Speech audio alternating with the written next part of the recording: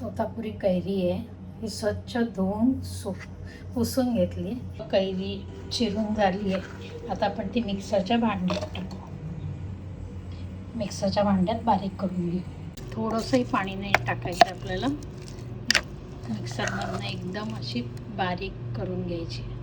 एवढं 1 वाटीभर आपलं वाटून कैरी झाली आहे. ती आपण कढईत टाकतोय. गॅस सुरू केला, गॅस बारीक ठेवायचा. 1 वाटी कैरी होती, त्याला आपण पाऊण वाटी साखर.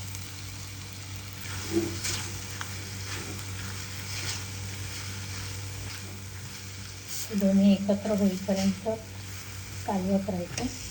पाण्याचा अंश पण आपण वापरलेला नाही आहे, त्यामुळे हे लोणचं वर्षभर टिकू शकते.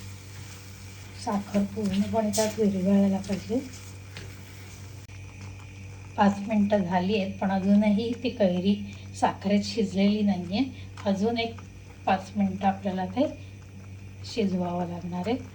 कैरी त्या साखरेच्या पाकातच शिजते. आता ही कैरी शिजत आली आहे, रंग बदलत चालला.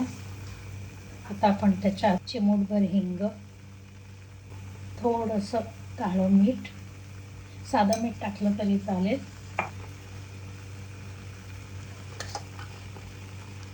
2 चमचे तिखट टाकले आणि 1 चमचा काश्मीरी लाल तिखट. म्हणजे लाल तिखट टाकलं की रंग छान येतो. हे लोणचं उपवासाला पण चालतं, मग त्याच्यात हळद नाही टाकली. आता अजून आपण एक 2-3 मिनटं हे शिजवून घेऊ.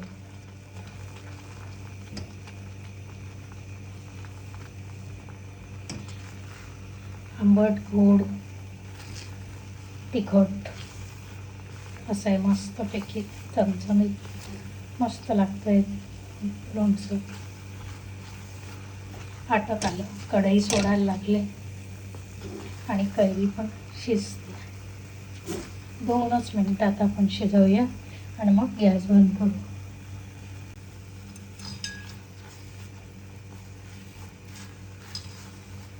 गॅस बंद करते आणि हे थंड होऊ देऊ आणि मग आपण बरणीत करू.